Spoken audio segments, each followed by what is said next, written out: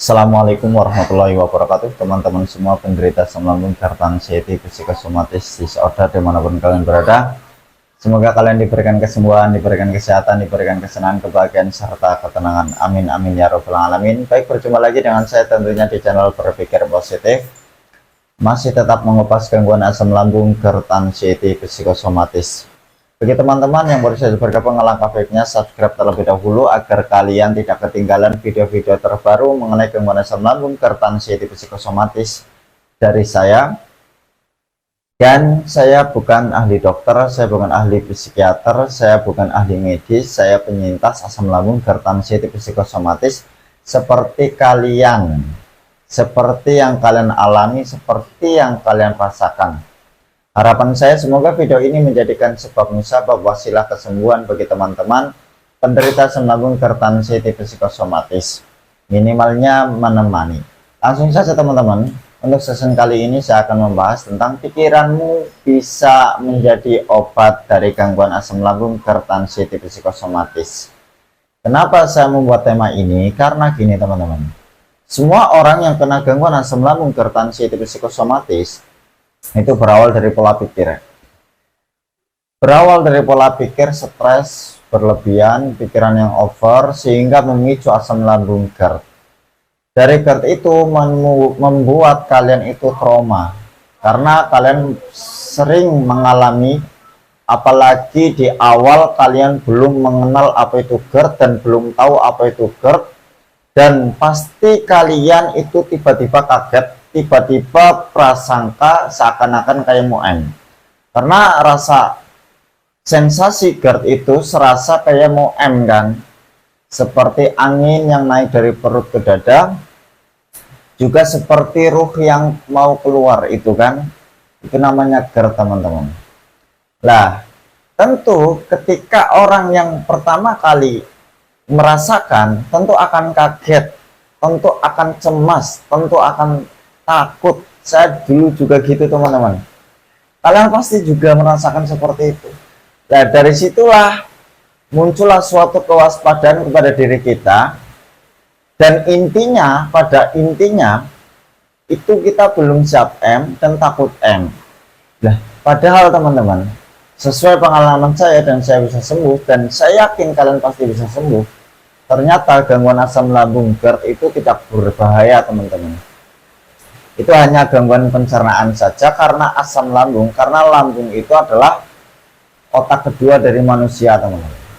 Lah jadi gini teman-teman, kalau seandainya pikiran itu menjadikan kita tidak baik-baik saja, alias kita tidak sehat, alias kita itu terkena gangguan asam lambung, lah pasti dari pikiran itu juga bisa menjadi obat teman-teman. Maka gini teman-teman, karena kalian sudah tahu kan ya bahwa gangguan ini tidak berbahaya, maka mulai sekarang kalian itu sudah jangan mengikuti pikiran-pikiran yang berpikir ngaco gitulah. Jangan mengikuti pikiran-pikiran yang nyeleneh itu karena muncul dari keperomaan yang menimbulkan kewaspadaan, sehingga tiap hari kita itu selalu diberikan alarm atau suatu sensasi bentuk respon tubuh itu. Karena apa? Karena kita itu intinya, pada intinya kita itu takut M, takut penyakit kronis yang berakibatkan M gitu. Padahal itu tidak teman-teman. Memang sensasinya horor, memang sensasinya itu seakan-akan kayak rasanya itu nggak nyaman sekali, bahkan serasa kayak mau pingsan, juga seakan-akan kayak mau M itu memang seperti itu sensasinya, dan itu pun tidak membuat kita pingsan, tidak membuat kita M teman-teman. Itu aman, semua aman teman-teman. Kalian jangan jangan takut lagi. Memang seperti itu. Itulah kecemasan yang berlebih, yang namanya anxiety disorder teman-teman. Maka mulai sekarang, biar kalian itu nggak selalu mengikuti pikiran yang negatif, mulai sekarang kalian itu harus tingkatkan kembali, aktifkan kembali hobi-hobi kalian, terutama melakukan aktivitas atau hobi yang benar-benar kalian senangi teman-teman. Itu sesuai pengalaman saya, yang akhirnya pada akhirnya saya itu lupa tentang sensasi. Dengan adanya lupa dengan sensasi, lama-kelamaan saya itu sudah nggak selalu berpikir M dan M, juga nggak selalu meratap-ratapi, juga nggak selalu berpikiran yang di luar ranah semua, alias pikiran yang negatif itu, karena sudah ketungkul, sudah fokus melakukan aktivitas yang menyenangkan. Nah, itu solusinya teman-teman. Tapi tidak hanya sekedar itu sih, tentu kalian harus biar biar kalian itu nggak selalu mengingat-ingat, nggak terngiang-ngiang tentang sensasi, nggak terngiang-ngiang sama M, maka kalian harus kembalikan hormon serotonin dan hormon endorfin terlebih dahulu teman-teman. Kembalikan itu dulu dengan cara kalian itu jalan-jalan pagi. Pokoknya jalan-jalan pagi itu manfaatnya untuk mengembalikan hormon serotonin dan hormon endorfin. Gitu. Nanti kalau hormon kedua itu sudah kembali, tentu kita sudah bisa mengendalikan pikiran-pikiran yang ngacau. Juga nanti akan meningkatkan kebahagiaan, karena kita selama kena gangguan asam lambung hipertensitif psikosomatis, bahagia pun nggak pernah, senang pun nggak pernah, apalagi tenang kan, gitu. Karena sudah sudah terkuasai oleh pikiran yang ngaco itu, jadi bahagia nggak bisa. Lah, apa jadi ditakutin? Ya karena itu teman-teman, karena semua itu menjadi ancaman bagi penderita asam lambung hipertensitif psikosomatis, maka apa jadi takut. Pada intinya ya takut kronis, takut penyakit berat, dan takut M. Jadi jangan heran kalau seandainya kan itu tiba-tiba takut dengar ambulan bagi yang pertama kena ya, takut dengar suara burung di malam hari, takut dengar ambulan di kesepian, takut di keramaian, takut, apalagi yang laki-laki di saat Jumatan ya kan, karena rame pasti pengennya di soft belakang dan juga belum berani ketika berangkat Jumatan. Juga pikirannya sudah ngaco, nanti kalau kumat gimana, nanti kalau pingsan gimana, nanti sensasinya muncul gimana, gitu kan. Saya juga dulu gitu teman-teman. Karena apa? Ya karena semua menjadi ancaman, yang pada intinya itu takut M. Padahal itu nggak berbahaya teman-teman. Semua yang ada di pikiran kalian itu hanya halusinasi, permainan anxiety teman-teman. Nah, sensasi yang kalian alami itu tidak berbahaya teman-teman, itu hanya bentuk respon tubuh saja. Juga banyak yang menanyakan ke saya, berapa lama mas kamu kena asam lambung hipertensitif psikosomatis? Saya kena asam lambung hipertensitif psikosomatis 3 bulan teman-teman, yang parah itu 2 bulan. Terus saya dulu awal-awal itu kaget dan nggak tahu, kemudian yang saya pantang itu teman-teman, itu pedas sama santan nggak berani, pedas nggak berani. Nah, dulu juga banyak memantang makanan, karena saya pikir ya nyatanya mantang nggak mantang itu ya sensasinya muncul, perut begah, perut nggak nyaman ya kan, sendawa juga susah. Akhirnya saya itu yang mantang itu 2 saja, yaitu pedas sama bersantan. Yang lain saya tetap makan teman-teman. Tapi yang saya utamakan pada saat itu 2 jam makan, 2 jam makan, di saat makan itu sedikit-sedikit teman-teman. Itulah yang yang menanyakan ketika saya kena asam lambung. Juga lamanya itu saya 3 bulan, pemulaan 1 bulan teman-teman. Yang parah itu 2 bulan, saya sudah berulang kali. Terus yang pada intinya saya sampai detik ini, sampai saya sembuh total teman-teman, itu setelah saya EKG, saya ronsen, semua itu normal ya, semua itu hasilnya baik-baik saja, dan itu bukan termasuk penyakit kronis. Walaupun saya merasakan jantung berdebar-debar, nafas berat, liengan, sempoyongan, keringat dingin, celekat-celekit di bagian dada kiri, terus liengan, sempoyongan kayak mau jatuh, piar-piaran, les-lesan, kedutan juga teman-teman. Belum lagi kerongkongan mengganjal, belum lagi apa susah BAB, banyak sudah saya sebutkan sebelum-sebelumnya. Itu teman-teman, nyatanya semua itu normal lah. Dari situlah saya mulailah tersugesti. Nyatanya ketika saya EKG, nyatanya normal semua, baik-baik saja, maksudnya nggak termasuk penyakit kronis lah. Dari situ buat saya itu untuk selalu mengingat-ingat, alias EKG itu buat apa, untuk pegangan bagi saya teman-teman.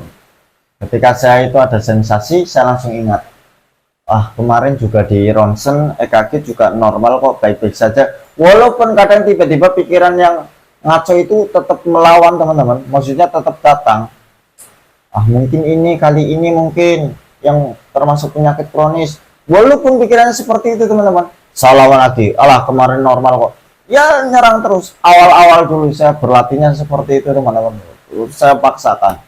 Nah, karena saya juga melakukan hobi, melakukan aktivitas menyenangkan ya, tentunya lama-kelamaan teman-teman, itu menjadikan saya itu cuek terhadap sensasi.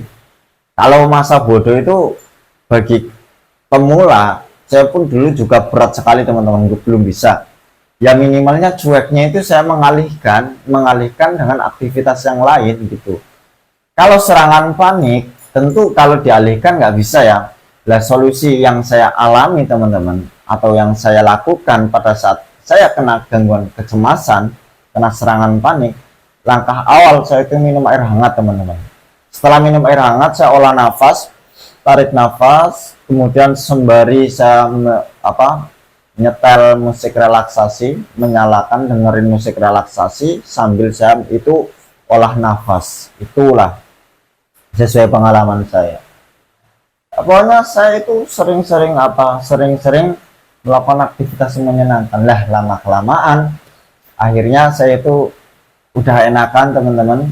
Kemudian memang saya pernah di fase udah enakan kemudian kumat lagi teman-teman. Dulu ya 1 minggu enakan kemudian kumat lagi gitu kan. Nah saya berusaha nggak ke-trigger teman-teman, yaitu ala ini nggak bahaya kok, nyatanya kemarin merasakan seperti ini ya baik-baik saja kok, nyatanya kemarin merasakan kayak mau pingsan, nyatanya nggak pingsan kok, nyatanya kemarin merasakan jantung berdebar-debar, nyatanya hasil EKG-nya normal semua kok, nyatanya ronsen normal semua kok, ini baik-baik saja. Celekat-celekit juga teman-teman, keliengan juga, pandangan nyata dan tidak nyata, buram, itu saya merasakan seperti itu ketika udah enakan kemudian 1 minggu berikutnya itu kumat lagi gitu. Lah perlu kalian ketahui teman-teman, kalau seandainya kalian itu fase itu mendekati kesembuhan teman-teman. Asal kalian jangan ke-trigger lagi. Itu sesuai pengalaman saya teman-teman. Alhamdulillah pada saat itu sudah enakan kemudian kambuh, saya itu bisa berpikir seperti itu, juga memaksakan cuek gitu teman-teman. Akhirnya ya enakan kembali, enak lagi, kemudian ya alhamdulillah sampai sembuh total teman-teman. Itulah solusinya teman-teman. Pokoknya kalian jangan sering mengurung diri. Juga apa yang kalian alami teman-teman, seperti sensasi mulai dari ujung kepala sampai ujung kaki, alangkah baiknya kalian itu jangan searching teman-teman. Kalau seandainya kalian searching, nanti yang muncul itu penyakit kronis, ujung-ujungnya kalian itu ke-trigger, ujung-ujungnya kalian itu tersugesti dengan hasil pencarian kalian. Nanti hidup kalian nggak tenang, nggak bahagia. Yang ada nanti sensasinya bermunculan, yang ada kalian itu kena serangan panik setiap hari. Itu sesuai pengalaman saya. Maka langkah baiknya jangan searching teman-teman. Juga kesalahan prioritas asam lambung keratan sensitif psikosomatis itu masih suka menyamakan ya, menyamakan sensasi yang dialami sama teman yang lainnya, menyamakan sama yang lainnya. Itulah kesalahan. Nah, akhirnya terjebak dalam lingkaran anxiety. Itu udah semua yang kena gangguan asam lambung keratan sensitif psikosomatis itu pasti mengalami sensasi teman-teman. Juga kesalahan penderita asam lambung keratan sensitif psikosomatis itu tidak mau sadar bahwa dirinya sedang dalam gangguan anxiety. Itu yang menjadikan lama sembuh teman-teman. Udah kalian sadari kalian kena gangguan asam lambung keratan sensitif psikosomatis, pikiran yang ngaco, pikiran yang negatif di otak kalian itu berawal dari anxiety, teman-teman. Sadari itu bukan dari hati yang paling kecil kalian, tapi dari anxiety. Kalian harus dilawan itu, kalian harus melawan pikiran yang ngaco itu. Yaitu kalian harus sadar, kemudian kalian harus yakin kalau sensasi tidak berbahaya. Memang nggak berbahaya, teman-teman. Kesalahan penderita anxiety disorder itu tidak yakin kalau sensasi ini tidak berbahaya, tapi menakutkan, Mas. Iya, memang menakutkan. Kabar gembiranya itu tidak berbahaya, teman-teman. Kalau kalian tidak mau yakin kalau sensasi tidak berbahaya, kalian hidup akan dalam lingkaran anxiety. Kalian akan hidup dalam kecemasan terus-menerus, teman-teman. Hidupnya yang ada itu takut, cemas, dan was-was. Saya menyampaikan seperti ini agar kalian tersugesti. Sensasi itu tidak membuat kalian itu memiliki penyakit kronis, tidak membuatmu aman, teman-teman. Udahlah, pakailah metode saya, jalan-jalan pagi secara kontinu, setelah itu berjemur. Itu manfaatnya baik banget, teman-teman, besar sekali. Itu kalau seandainya perut nggak nyaman, ya kadang memang seperti ini. Perut udah enakan, tiba-tiba nggak nyaman, perut kadang begah, perut kadang nyel-nyelan, perut kadang rasanya aneh, ya kan. Kalau seandainya sering seperti itu, sudah enakan kemudian kumat-kumatan, ya memang suka kumat-kumatan di area perut, karena itu banyakin minum air hangat aja, teman-teman. Banyakin minum air hangat aja. Sudah, kalian harus lakukan metode saya itu. Kalau seandainya kalian itu masih susah BAB, alangkah baiknya jangan kebanyakan makan. Dalam artian, ya sering makan, itu porsinya sedikit. Maksudnya jangan kebanyakan makan. Satu porsinya itu 1 centong aja, maksudnya. Ketika makan, itu setiap makan itu 1 centong gitu ya. Nah, kalau metode saya 2 jam, kalian makan seperti itu, teman-teman. Kemudian kalian harus perbaiki pola pikir, teman-teman, biar pola pikir nggak selalu jenuh, yang dipikirkan sensasi, yang dipikirkan penyakit kronis. Alangkah baiknya kalian itu sering keluar rumah, outdoor, teman-teman, sering melakukan aktivitas di luar rumah. Jangan mengurung diri. Sudah dalam kecemasan, apa-apa itu pikirannya was-was, pikirannya itu ngaco, malah mengurung diri. Nanti yang ada, teman-teman, kalian itu sering kedatangan serangan panik. Itu sesuai pengalaman saya. Mending sering-seringlah melakukan aktivitas di luar rumah. Ya, mancing kayak yang laki-laki, yang perempuan main ke rumah tetangga. Itu intinya buat selimut. Yang kerja-kerja, yang sekolah-sekolah, yang aktivitas lainnya, lakukan aktivitas yang lainnya, teman-teman. Biar apa? Biar nggak mengurung diri sebenarnya. Kalau seandainya masih takut, minta ditemenin. Itu. Kalau seandainya walaupun sudah ditemenin kok masih tetap takut, karena nanti takut kumat, ya kan, kebanyakan berita saya kan nanti takutnya kumat lagi kan, serasa saya mau pingsan. Kalian ingat-ingat kembali, nyatanya kemarin sering mengalami sensasi seperti kayak mau pingsan, nyatanya nggak pingsan kan. Itu ingat-ingat kembali, walaupun merasakan sensasi kayak mau jatuh, nyatanya nggak jatuh.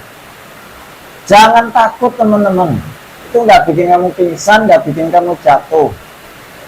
Gemetar, iya saya ngalamin keringet dingin, sempoyongan, piar-piaran, lesesan pada nyata dan tidak nyata. Saya ngalamin, teman-teman. Juga saya mengalami jantung berdebar-debar kencang, mau pergi pun sebelum pergi dah berdebar-debar. Nafas berat itu pemicunya karena cemas, teman-teman. Sudah dari GERD, nafas gak beratur, nafas agak berat, tambah cemas, jadi tambah berat, teman-teman. Ya solusinya apa? Minum air hangat. Itu aman, teman-teman. Semua yang kena gangguan asal lambung mengalami itu semua kok. Pokoknya kalian itu jangan khawatir, jangan takut lah, gitu. Kemudian kalian harus apa? Harus memperbaiki pola makan. Makanlah sesuai kebutuhan tubuh. Makanlah sesuai kebutuhan tubuh teman-teman. Juga jangan lupa banyakin minum air hangat ya, banyakin minum air hangat, minimal sekali itu 8 gelas. Karena apa? Karena itu akan membantu ke asam lambung, untuk meredakan gas yang ada di asam lambung. Karena ketika kalian dalam keadaan cemas itu mudah sekali refleks teman-teman, gas naik ya kan, karena pikirannya kan dihantui oleh ngaco terus, negatif terus kan. Maka banyakin minum air hangat, minimal sekali 8 gelas ya. Kemudian selanjutnya harus perbaiki pola hidup. Mulai sekarang kalian mohon jangan begadang teman-teman. Alangkah baiknya kalian itu tidur minimal sekali 6 jam dalam satu malam. Alangkah baiknya itu 8 jam dalam satu malam ya. Diusahakan jam 10 sudah bertidur, biar apa, nanti bangun pagi seger. Nanti kalian melakukan metodenya jalan-jalan pagi itu teman-teman, lakukan itu terus menerus ya. Jalan-jalan pagi, setelah jalan-jalan lagi berjemur. Setelah berjemur kalian jangan pulang, usahakan main ke rumah temen kayak, main ke rumah tetangga kayak. Intinya apa? Menyibukkan diri, jangan mengurung diri. Yakin teman-teman, kalau mengurung diri yang ada itu sensasinya banyak, yang ada meratap-ratapi, yang ada pikirannya ngaco, yang ada kalian itu mengait-ngaitkan sensasi sama penyakit kronis, ya kan, mengaitkan sensasi sama penyakit berat, juga beranggapan itu hidup gak lama lagi nih. Akhirnya seperti itu teman-teman, bahkan mengukur umur kalau mengurung diri. Itulah. Tapi dulu teman-teman, aman, semua itu enggak bahaya teman-teman, hanya gangguan psikis saja, mental. Makanya mulai sekarang apa yang kalian takuti dan dimanapun yang kalian takuti, mulai sekarang paksa latihan teman-teman. Latihan dipaksakan untuk melatih mental, biar mental kalian itu kuat seperti baja. Lawan mental yang ngacak-ngacak itu. Apapun sensasi ini nggak berbahaya teman-teman. Kalian coba di fase pasrah. Saya dulu juga seperti itu teman-teman. Serasa kalian mau pingsan, saya pasrah, bodo amat, pingsan deh, mau jatuh deh. Nyatanya enggak teman-teman. Makanya teman-teman, kalian itu harus semangat ya. Jangan pernah mendiagnosa kalian memiliki penyakit kronis. Kalian itu bukan dokter. Kalian bukan dokter, kalau sudah didiagnosa oleh dokter, kalau sudah didiagnosa hanya gangguan asam lambung, ya sudah, jangan mendiagnosa kalian memiliki penyakit kronis, kanker, ginjal dan sebagainya. Itu halusinasi, permainan anxiety. Kalian jangan mempercayainya, jangan mengikuti pikiran anxiety. Itu lakukan secara kontinu. Apapun sensasinya itu tidak berbahaya ya. Maka lawan pikiran negatif. Ketika kalian sudah bisa melawan, bisa mengabaikan, bisa mengalahkan pikiran negatif itu dengan cara kalian sering melakukan aktivitas, mengabaikan pikiran negatif, maka pikiranmu bisa membuat kamu sembuh teman-teman. Maka pikiranmu bisa menjadi obat. Ikhtiar apapun itu bisa, itu tergantung kemauan kalian dan keyakinan kalian. Pokoknya semangat terus menerus. Kalau seandainya kalian masih tetap mempercayai pikiran anxiety, maka ketahuilah kalian akan terperangkap dalam pikiran anxiety. Bodoh amat, pokoknya bodoh amat ya. Kalau ada sensasi, bodoh amatin aja. Tapi tentu susah kalau masih yang pertama kena gangguan asam lambung. Caranya jangan bodoh amat, tapi mengalihkan, dialihkan. Itu. Kalau kena serangan panik, ya, kalau seandainya sudah sampai ke UGD nyatanya baik-baik saja, hanya gangguan kecemasan, kalian alihkan pura-pura ketawa, pura-pura apa. Intinya itu nggak berbahaya teman-teman. Memang rasanya itu aneh ketika serangan panik. Minum air hangat aja. Setelah minum air hangat, olah nafas. Setelah olah nafas, kalian duduk sembari olah nafas itu. Kalau kalian pikirannya masih ngaco, minta ditemenin juga, kalian cari hal yang menenangkan. Kalau saya itu dengerin musik relaksasi. Pokoknya semangat terus menerus teman-teman.